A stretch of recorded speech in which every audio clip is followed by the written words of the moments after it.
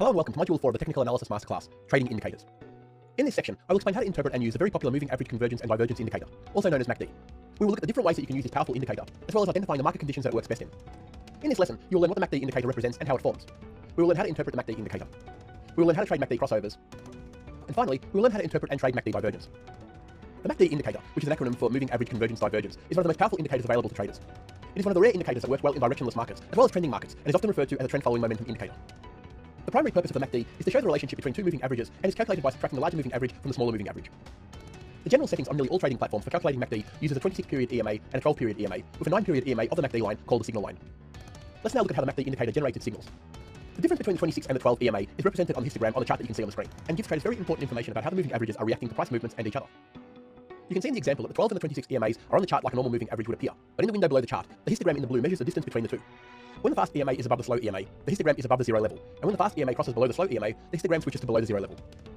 As we can see in the chart on the screen, every time there is a cross of the 12 and the 26 EMAs, the histogram switches from above to below or below to above the zero line, highlighted with the vertical dotted lines. The first trading method we will look at are the MACD crossovers. When looking for long trades with this method, you need to be on the lookout for instances where the histogram is below the zero level and rises from below to above the signal line, as you can see highlighted on the screen with the yellow circles. A long order can be placed as the signal line exits the histogram.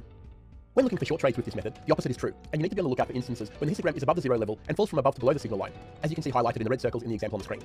As the signal line exits the MACD histogram, a short order can be placed.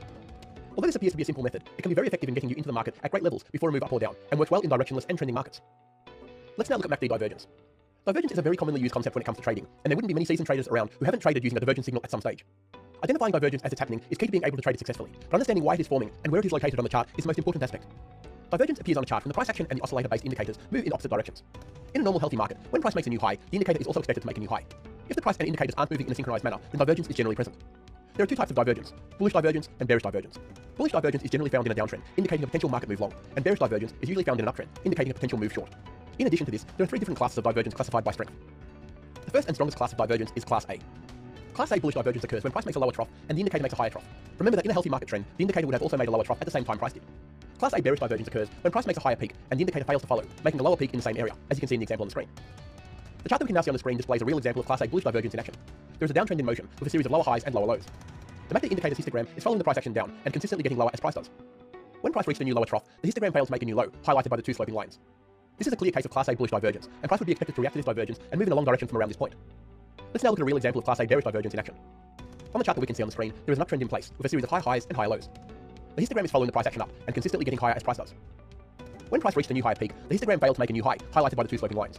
Again, this is a clear case of bearish Class A divergence, and price would be expected to react to this divergence and move in a short direction from around this point. The second class of divergence is Class B divergence, as we can see in the example on the screen. Class B bullish divergence occurs when price makes an equal trough and the indicator makes a higher low. In a healthy market trend, the indicator would have also made an equal trough at the same time price did. Class B bearish divergence occurs when price makes an equal peak and the indicator fails to follow, making a lower peak in the same area. The chart that we can see on the screen displays a real example of Class B bullish divergence in action. There is a downtrend in motion, with a series of lower highs and lower lows. The histogram is following the price action down and consistently getting lower as price does. When price made an equal trough, the histogram failed to make a new low, highlighted by the two dotted lines. Let's now look at a real example of Class B bearish divergence in action. On the chart that we can now see on the screen, there is an uptrend in place, with a series of high highs and high lows. The histogram is following the price action up and consistently getting higher as price does. When price makes an equal peak, the histogram fails to make the new high, highlighted by the two dotted lines. The final class of divergence is Class C divergence, as we can see in the example on the screen. Class C bullish divergence occurs when price makes a lower trough and the indicator makes an equal trough. In a healthy market trend, the indicator would have also made a lower trough at the same time price did. Class C bearish divergence occurs when price makes a higher peak and the indicator fails to follow, making an equal peak in the same area. The chart that we can see on the screen, there is a downtrend in motion, with a series of lower highs and lower lows. The histogram is following the price action down and consistently getting lower as price does.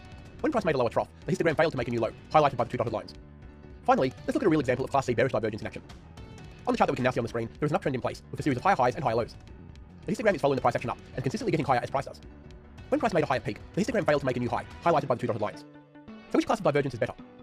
Divergence can play a big role in trading, especially the MACD form of divergence. By its nature, Class A is the strongest type of divergence and signals a potential sharp reversal in a current trend. Class B divergence also has strength in its momentum. However, the price's double top or double bottom suggests a more gradual trend reversal. Lastly, Class C divergence signals a potential easing of the current trend, identified by the histogram making a double top or double bottom. A trend reversal in this case is less certain. Overall, the most important thing about MACD divergence is understanding what the indicator is trying to tell you. In the three classes of divergence, the histogram is representing the difference between the 12 EMA and the 26 EMA. In the case of bullish divergence, if the histogram trough fails to make a new low when price does, it is a sign that the 12 EMA is not moving as fast as it was at the previous low. In fact, it is slow to the point where it is getting closer to the slower 26 EMA. When a moving average begins to slow down and gets closer to price in a downtrend, the trend is losing momentum, and although price has pushed down to a lower point than the previous low, it has done so with less power, and that is what the divergence is indicating. In this lesson, we have learned what the MACD indicator represents and how it forms. We learned how to interpret the MACD indicator. We learned how to trade the MACD crossovers. And finally, we learned how to interpret and trade MACD divergence. This concludes section 2 of trading indicators. In the next section, we will examine the popular stochastic indicator. This powerful indicator is also widely used, and I will show you the best ways to interpret its signals and explain the type of market it works best in.